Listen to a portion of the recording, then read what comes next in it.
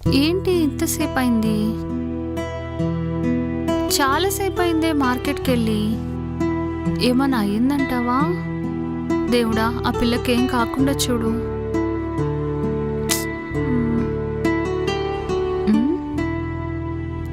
చెప్పువే జానకి, చాలా రోజులకు ఫోన్ చేసావు.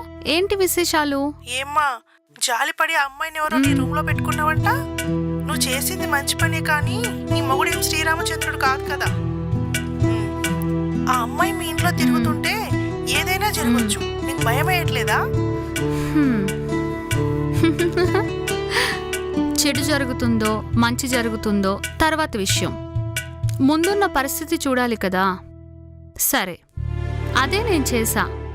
పర్ సపోజ్ తను ఆత్మహత్య చేసుకుందనుకో, చెప్పండి. అందుకే అంటున్నా, ఆ ప్రాబ్లం ఎప్పుడో వస్తుంది.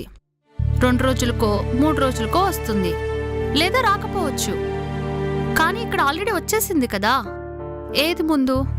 తన ప్రాబ్లమే ముందు కదా. అందుకే నేను ఇలా ఆలోచించాను. కాబట్టి తనకు ఆలోచించడానికి టైం ఉంది. ఇప్పుడు ఎవరి మీద ఆధారపడకుండా జాబ్ ట్రయల్స్ చేసుకుంటుంది. రేపు జాబ్లో జాయిన్ అయినాక ఏ ఫ్లాట్కో హాస్టల్కో షిఫ్ట్ అయిపోతుంది. హ్యాపీ లైఫ్ కదా. ఒక చిన్న సాయం చేస్తే తప్పేంటే?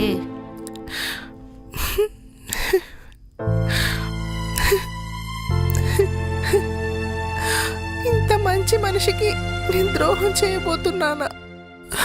ఇది కరెక్ట్ కాదు. అందరూ నీలా ఆలోచిస్తే ఎంత బాగుంటుంది. God bless you. సరే, థ్యాంక్ యూనే. సండే మా ఇంటికి రండి. సరేనే. సరే, బాయ్.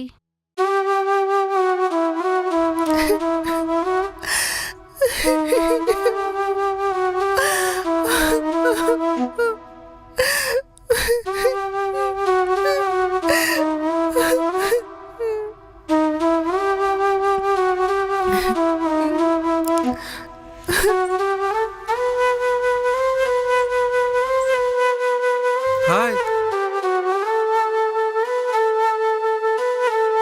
నేను చెప్పినట్టే మల్లెపూలు పెట్టుకున్నావు చూడు. ఎంత బాగున్నాయి చూడు, ఎంత బాగున్నాయో. నిజంగా నేను చెప్పింది నువ్వు చేస్తావు నాకు తెలియదు తెలుసా. నిన్ను ముద్దు పెట్టుకోవాలనిపిస్తుంది. పెట్టుకోమంటావా? సర్లే, మౌనం అర్ధాంకారం అంటారు కదా, పెట్టేసుకోనా?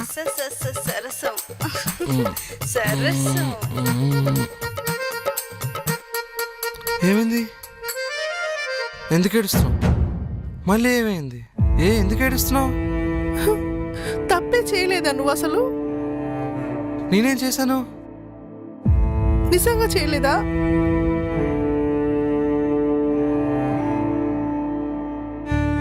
నేను ఏ తప్పైతే జరగకూడదని ఇంట్లో నుంచి వచ్చేసానో, ఇన్ని బాధలు పడుతున్నాను,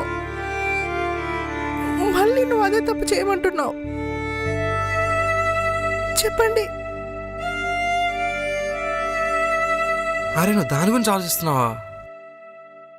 సారీ, నేను అంత ఆలోచించలేదండి. మరి మీ ఆయనంత దుర్మార్గుని కాదు.